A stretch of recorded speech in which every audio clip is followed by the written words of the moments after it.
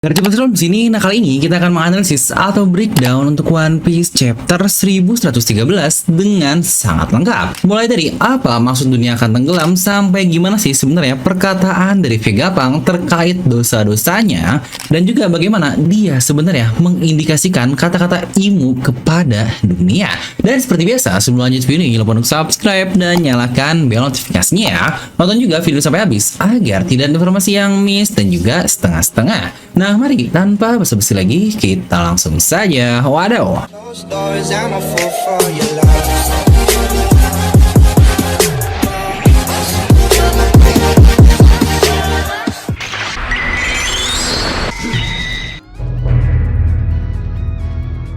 Oke, kita akan mulai analisis ini dari penutup chapter lalu, yaitu dunia akan tenggelam.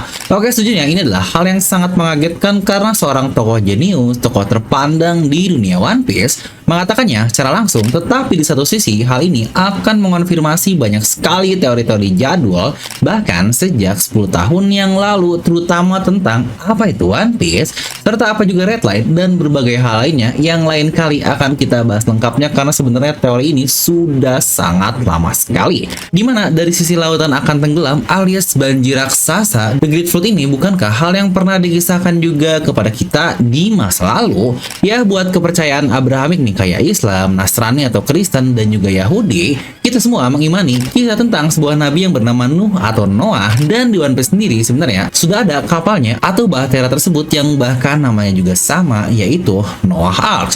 Jadi apakah kapal ini nantinya akan menjadi bahtera bagi seluruh rakyat dunia One Piece? Dan yang dimaksud tentang permohonan maaf Joy Boy juga pun diciptakan oleh Joy Boy untuk semua hal yang akan terjadi saat ini. Yang sejujurnya hal itu bisa saja, tapi menurut saya kurang tepat karena Noah sendiri pun memang sudah jelas peruntukannya, yaitu untuk rakyat-rakyat di Beastman Island alias para manusia ikan. Tuh kalau ternyata Noah ini disuruh membawa seluruh manusia di Blue Sea, itu kayaknya nggak mungkin ya, nggak akan cukup lah. Ini Noah yang hanya sebesar itu. Kalau untuk para manusia ikan ini baru masuk akal. Yang jangan lupa juga ya, permintaan Joy Boy itu dia minta maafnya dan diutarakannya kepada Poseidon yang notabene putri duyung pada masa Void Century. Dan dari cerita Ratu Otohime, mereka menunggu ketika kedua raja atau dua sovereigns bertemu, yang ada juga nih beberapa teori dari sini yang entah apakah orang yang dimaksud adalah Shirahoshi selaku Poseidon dengan Joy Boy yaitu Luffy. Namun bisa saja Shirahoshi dengan Momonosuke selaku sovereigns dari Wano, yang secara langsung bisa dibilang jika Momonosuke ini dia dapat mengontrol Zunisa yang akan menjadi kunci untuk membuka ancient weapon lainnya, yaitu Pluton.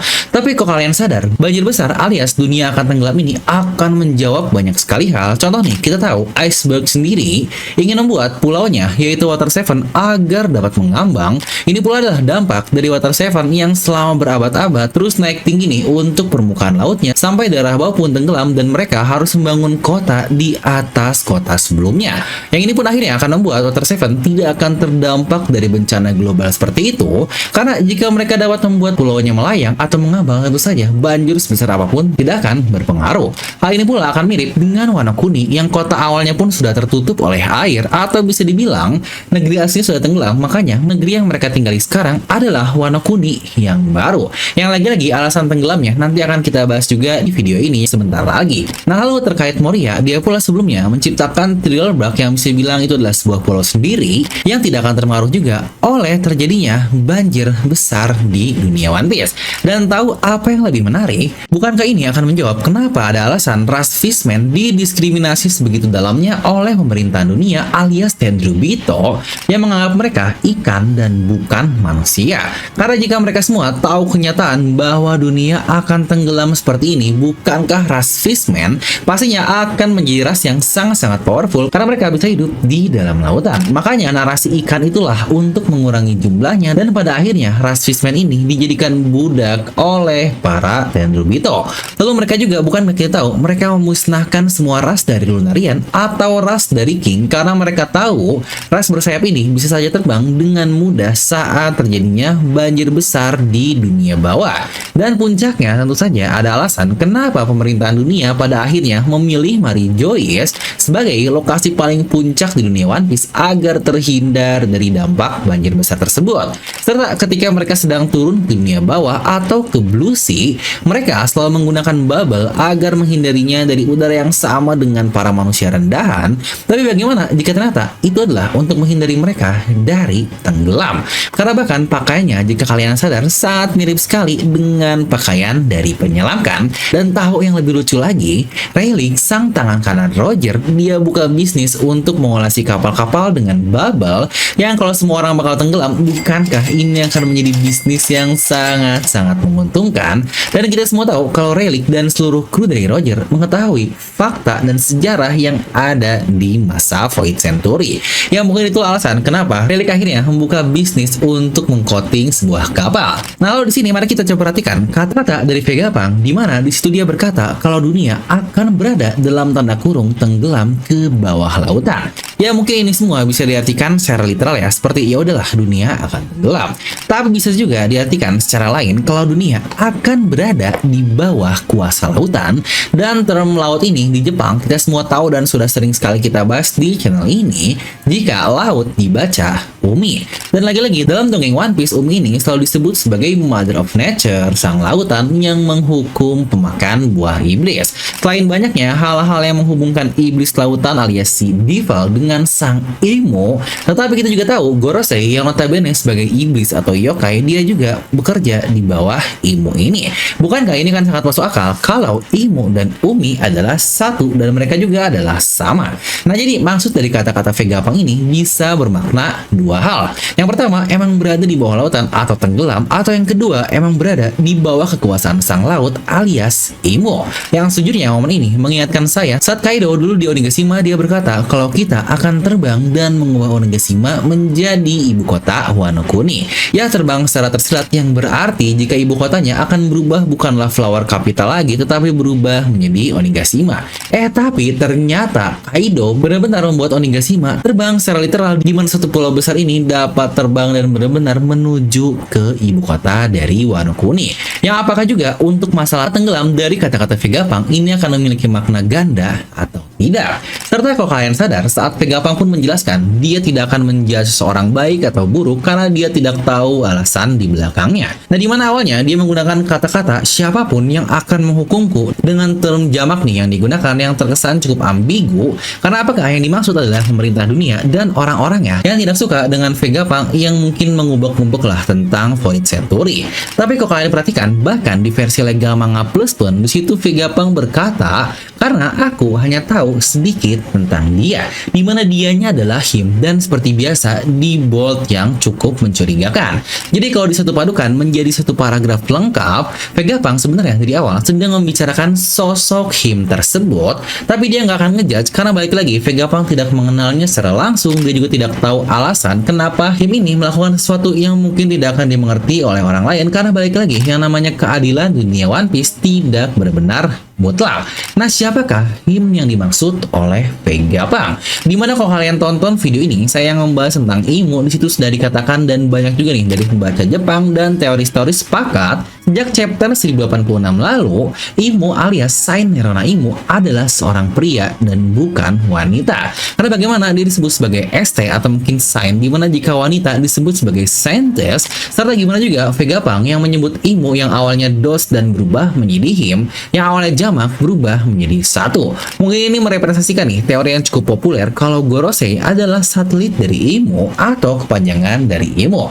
Ya sama lah seperti teknologi yang akhirnya Vegapunk tiru dengan menciptakan para satelitnya. Yang mungkin itulah alasan kenapa Vegapunk bisa tahu jika sosok Imo ini ada. Tetapi balik lagi, seperti kata-kata Vegapunk, dia sendiri tidak banyak tahu tentang dia alias Imo tersebut. Lalu kira-kira bagaimana dunia akan tenggelam?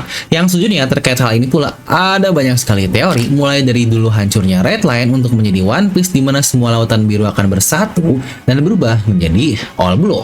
Itu pula jika tembok sebesar itu jatuh, dan tentu saja masa tembok yang berada di atas permukaan laut akan masuk ke dalam lautan. Dan bukankah jika seperti itu, pastinya permukaan air laut akan naik dengan sangat tinggi. Jangan lupa ya, Red Line ini mengelilingi dunia dengan sangat masif, alias tidak hanya di bagian tertentu saja. Atau mungkin opsi yang baru saja kita ketahui terkait dampak dari serangan Mother Flame kepada Lucia, Itu pula berdampak kenaikan air laut setinggi 1 meter di seluruh dunia. Nah, di mana masih banyak juga nih yang salah kaprah kalau Mother Flame sebenarnya adalah sumber kekuatan atau daya dari senjata tersebut, dan nama senjatanya kita memang masih belum tahu apa. Tetapi tentu saja yang kepikiran tidak lain dan tidak bukan nama senjatanya sudah pasti Ancient Weapon Uranus. Jadi mungkin kurang lebih konsepnya seperti ini. Uranus adalah nama senjatanya dan nama pelurunya adalah Mother Flame. Makanya mereka sangat tidak menginginkan power plant yang ada di Pangrecord hancur, karena itu adalah satu-satunya cara untuk menembakkan Mother Flame tersebut yang menjadi penemuan luar biasa oleh Vegapunk. Ya, bisa dibilang Gorosei dan Imu sudah menunggu sangat lama sekali sampai ada seorang ilmuwan yang bisa menciptakan peluru untuk Ancient Weapon. Yang menurut saya ini juga adalah salah satu dosa besar bagi Vegapunk karena menciptakan senjata pemusnah massal. Baik lagi, referensi Vegapunk adalah Einstein, di mana dia juga membantu secara tidak langsung ya dalam ciptaan bom atom Oppenheimer, yang pastinya itu menjadi dosa besar bagi Einstein juga. Ya, kalau kita ingat Poseidon lah, di mana Poseidon disebut sebagai Sea King atau Raja Lautan, di mana Uranus adalah Sky King atau Raja Langit, atau mungkin disebut sebagai Celestial King. Dan bukankah sebutan Celestial King ini mirip dengan sebutan Tenryubito, yaitu Celestial Dragon? Jadi bukankah tidak aneh kalau orang-orang di langit inilah yang akhirnya memegang Uranus, terutama untuk Gorosei dan Imo. Dan jika penembakan massal dari Mother Flame ini akan terjadi kepada dunia, maka kenaikan air laut ini benar-benar akan sangat masif. Dan ingat kata-kata Gorosei, terutama Nusjuro, dia berkata terkait the great cleansing atau pembersihan besar-besaran. Ingat ya, ada kata the great-nya, di mana cleansing bisa diartikan sebagai pencucian, yang hal ini pun bahkan pernah kita lihat di cover request Vivi tentang cleansing, yaitu dia sedang menyuci lah dalam tanda kutip dunia, yang pastinya jika dalam konteks Vegapunk yaitu menyuci dunia menggunakan air laut secara harfiah agar suci kembali. Ya, lagi-lagi sucinya dalam keadilan yang dimiliki oleh Imo dan juga semua pemerintah dunia. Tapi balik lagi, kalau masalah tenggelam seperti ini sih sebenarnya menjadi ingat nih teori yang sudah ada sejak era 2000-an, yaitu tentang The Great Kingdom. Yang dimaksud dari flashback Robin, yaitu dikatakan oleh Profesor Clover. Sudah pasti kalian bisa menebak apa sih The Great Kingdom ini? Sebuah kerajaan masif, masyur, kaya dengan tema One Piece yaitu lautan. Bukankah tidak lain dan tidak bukan jika adanya di dalam laut dan masalah banjir ini, bukankah sudah pasti itu adalah sebuah kerajaan yang dinamakan sebagai Atlantis.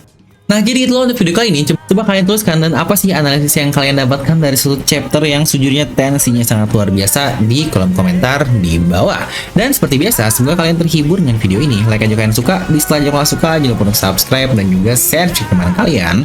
Gue Devi pamit, and I'll see you guys next time.